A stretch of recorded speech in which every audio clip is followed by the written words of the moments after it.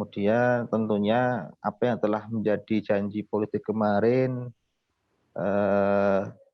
terus menjadi fokus garap dari pemerintah yang akan datang, yang akan diampu oleh Pak Wali, Pak Aziz ini, dan tentunya kebersamaan dengan masyarakat dan pemerintahan yang sudah ada harus terus dijalin. Bagaimanapun juga apa yang sudah dicapai oleh pemerintah yang lalu dengan prestasi-prestasi yang ada sebisa mungkin untuk bisa dipertahankan dan ditingkatkan. Terutama Pak Wali, pemberdayaan di tingkat masyarakat agar bisa nantinya terlibat dalam pembangunan dan merasakan hasil pembangunan itu benar-benar bisa terrealisir sehingga masyarakat di Kota Magelang bisa semakin sejahtera.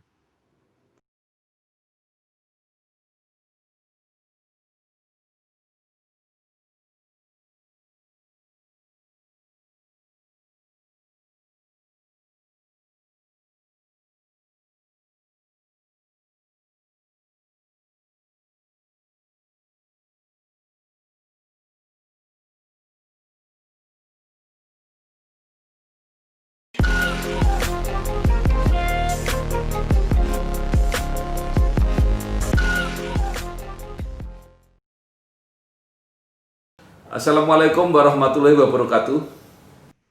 Assalamualaikum warahmatullahi wabarakatuh. Bersama saya Bambang Sadono di channel Inspirasi Jawa Tengah. Mudah-mudahan channel ini bisa memberi inspirasi, motivasi, edukasi, informasi, dan syukur bisa membantu mencari solusi. Saya sudah bersama dengan Bapak Bustanul Arifin ST, karena masih muda mungkin bisa juga dipanggil Mas ya.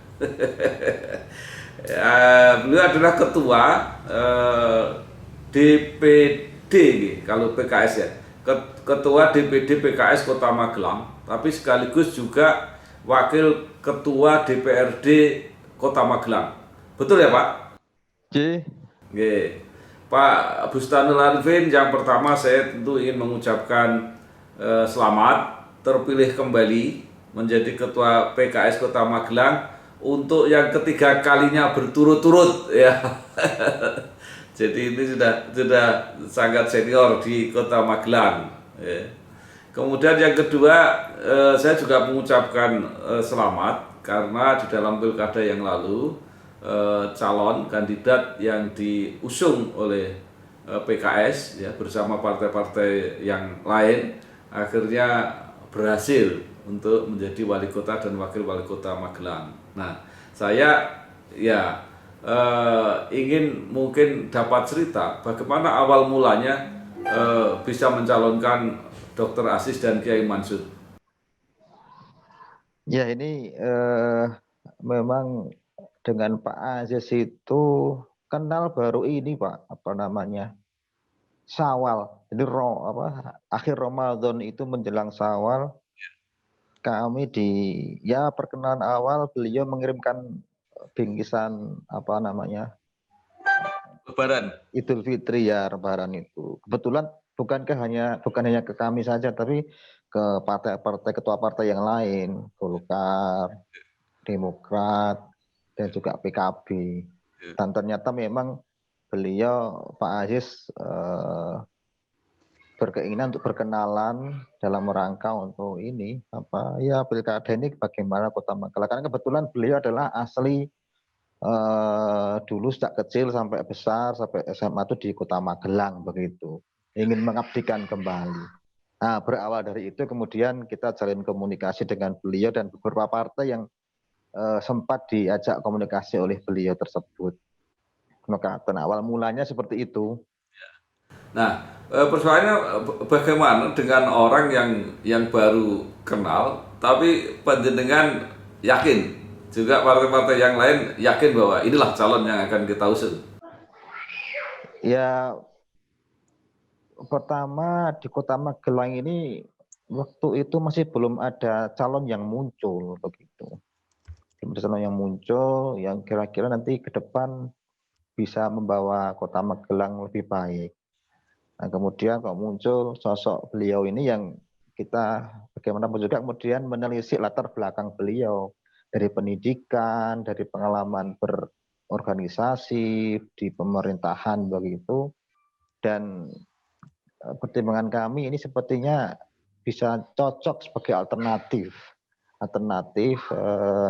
untuk nanti diperjuangkan untuk bisa maju di Pilkada Kota Magelang. Nah ternyata kemudian dari diskusi dengan rekan-rekan partai yang lain juga sama, wah ini bagus ini, tinggal kemudian mencarikan pasangannya begitu. Kira-kira yang bisa nanti kokoh untuk bersama-sama membangun Kota Magelang yang maju dan religius ini siapa gitu. Jadi ya sederhana sekali ya, sampai sudah nyalon aja wakil aja belum punya ya. Ya. Nah, terus gimana akhirnya bisa ketemu dengan Kiai Mansur? Ya itu kemudian akhirnya rembuk-rembuk dengan partai-partai yang lain ya. Kebetulan waktu itu yang sudah agak dekat dengan kami Partai Golkar, komunikasi, kemudian muncul beberapa alternatif nama. Memang kemudian yang menurut pertimbangan kami berdua waktu itu, PKS dan Golkar, Pak Kiai ini sudah menjadi sosok yang cukup kuat untuk bisa mendampingi Dr. Aziz dari sisi kepopulerannya, kemudian dari penerimaan di masyarakat. Karena kiprah beliau, Pak Kiai Mansur ini cukup banyak selama di Kota Magelang ini. Begitu kira-kira. Pak Bustanul, penjenengan apa yang diharapkan dari sosok Dr. Nur Aziz ini? Artinya kan tidak sekedar orangnya baik, tapi mungkin ada cita-cita, ada apa yang meyakinkan penjenengan. Jadi, tentunya kita dari bincang-bincang dengan beliau kan beliau kemudian mengungkapkan pandangan-pandangan, keinginan-keinginan ketika nanti di Kota Magelang, sehingga kita menangkap visi dan misi beliau cukup bisa melakukan perubahan situasi di Kota Magelang ini. Di sisi lain beliau juga masih muda begitu, usianya belum ada 50 sepertinya ya. Itu kan cocok lah bagaimana untuk bisa melakukan perubahan perbaikan di Kota Magelang ini. Begitu, Pak. Nah, penjenengan juga orang yang sudah berpengalaman di di perpolitikan Magelang. Sudah jadi anggota DPRD sejak tahun berapa? Berarti sudah 3 periode juga.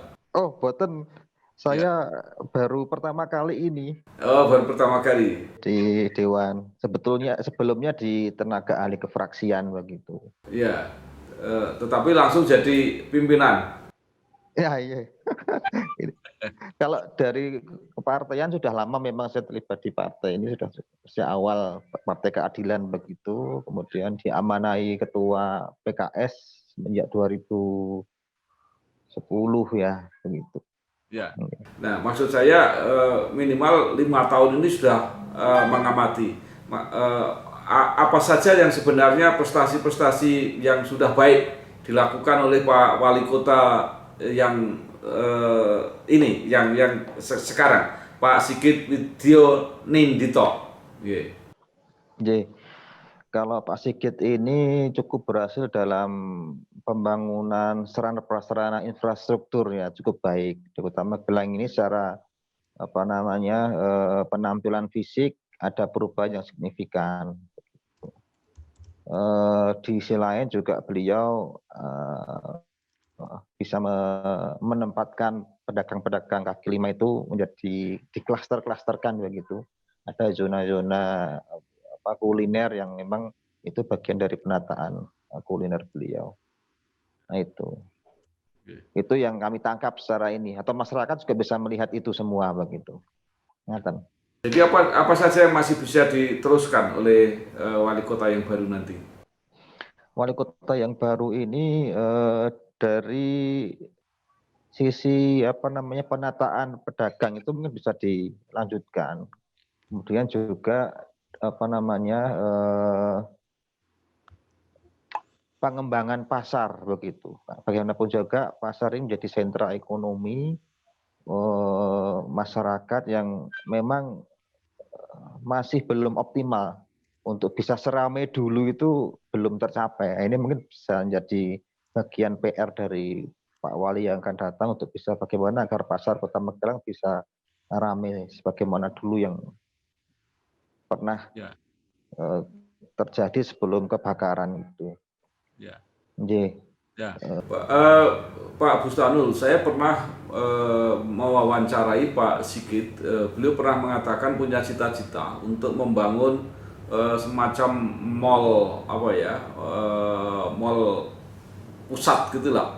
Nah, di situ ada pelayanan publik atau sekaligus juga pusat perdagangan, ada bioskop dan sebagainya di yang lama. Itu jadi apa enggak akhirnya? Eh, Sampai sekarang ini masih dalam proses nego dengan pihak investor. Sepertinya itu sudah ada investor yang sudah siap begitu, tinggal proses pembangunannya menunggu waktu saja. Nah, kalau itu memang terrealisir ya bagus. Itu lokasinya di depan alun-alun itu, yang dulunya adalah Magelang Theater itu.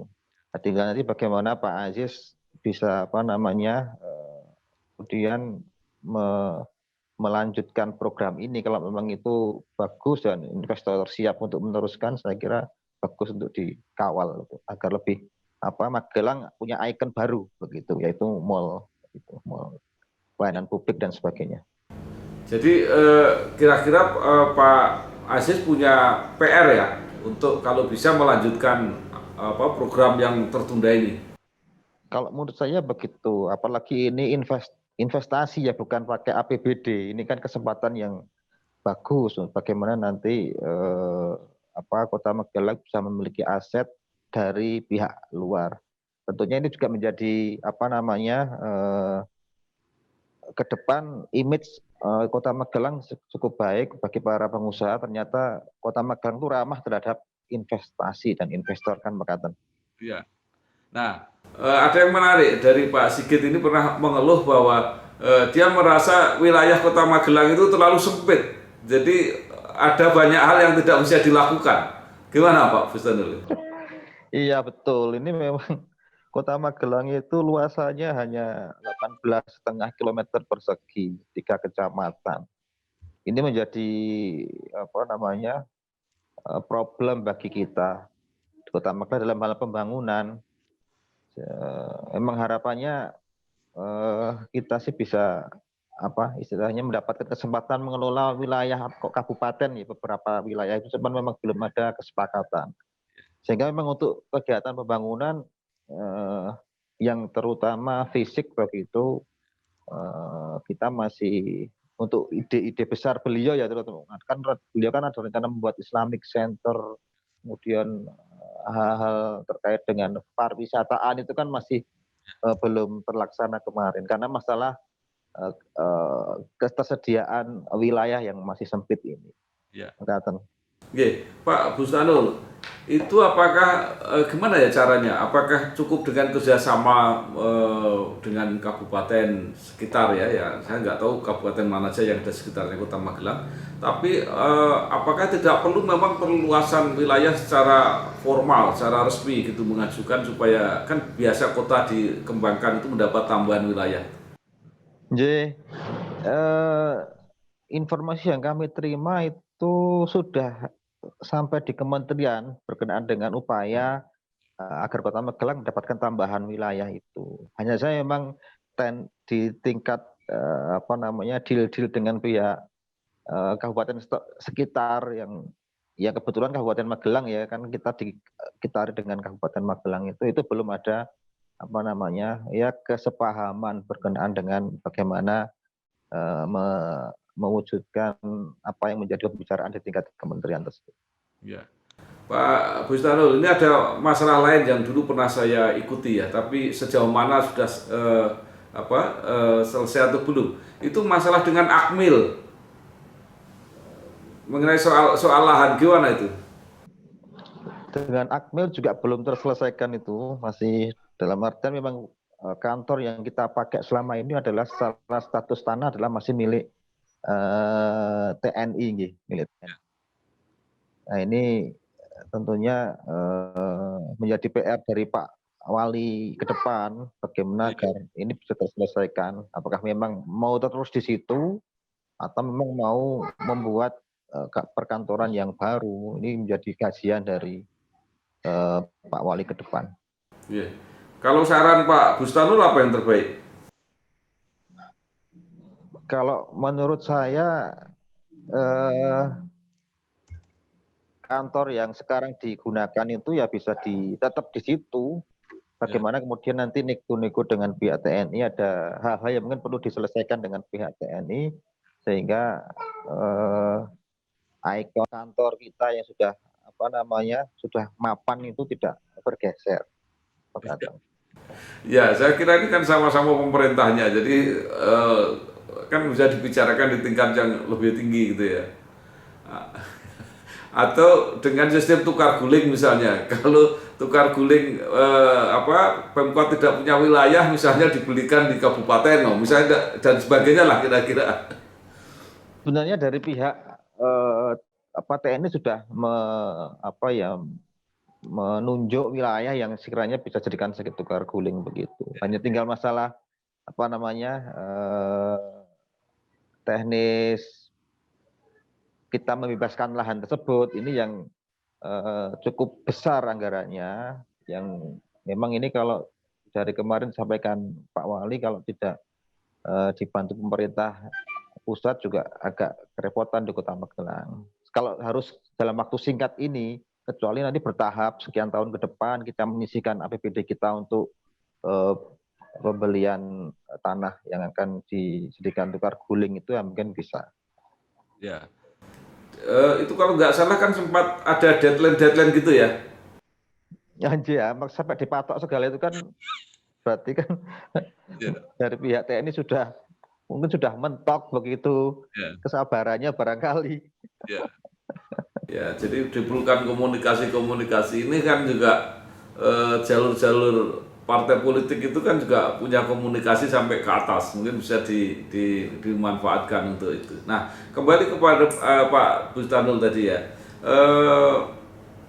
apalagi yang kira-kira harus ditangani oleh wali kota baru ini. Kan Magelang itu kota pariwisata, kota dagang, kota pendidikan, apa yang perlu dibenahi? Kota jasa begitu ya. Jadi memang lebih dari sisi perekonomian ini saya kira PR besar dari Pak Wali juga begitu. Bagaimana masyarakat bisa berdaya kalau memang ke depan ini ada jalan tol yang memang menghubungkan sampai di Borobudur, otomatis kan ini bagian dari potensi yang bisa dikembangkan untuk mengangkat Kota Magelang, bagian dari yang tidak dilepaskan dari Borobudur tersebut, sehingga masyarakat harus disiapkan dari sekarang. Kesiapan mereka nanti harus bagaimana menyambut pariwisata tersebut, menyambut tamu, infrastruktur apa yang perlu disiapkan, oleh-oleh apa yang khas Magelang. Jadi ini yang barangkali menjadi sesuatu yang penting untuk meningkatkan kesejahteraan masyarakat di Kota Magelang. Kalau dari sisi PKS, apa misi khusus yang dititipkan kepada wali kota dan wakil wali kota yang baru? Kalau kami selain sisi ekonomi itu juga peningkatan kualitas religius dari masyarakat begitu. Bagaimana juga kan sisi imtak ini perlu kita kuatkan juga, sehingga nanti pembangunan tidak hanya fisik saja, tapi bagaimana mental, spiritual itu menjadi penyangga dari peradaban yang akan dibuat di Kota Magelang, Pak. Ya. Magelang ini kan hampir mirip dengan Salatiga ya, artinya kota yang menjadi tempat pertemuan dari berbagai suku, berbagai agama, karena sekolah bisa di Akmil, SMA Nusantara, Untidar dan sebagainya. Gimana itu bisa mempertemukan masyarakat yang berbeda-beda? Ya, saya kira forum-forum komunikasi antar agama, antar masyarakat yang bervariasi latar belakangnya itu menjadi suatu yang penting.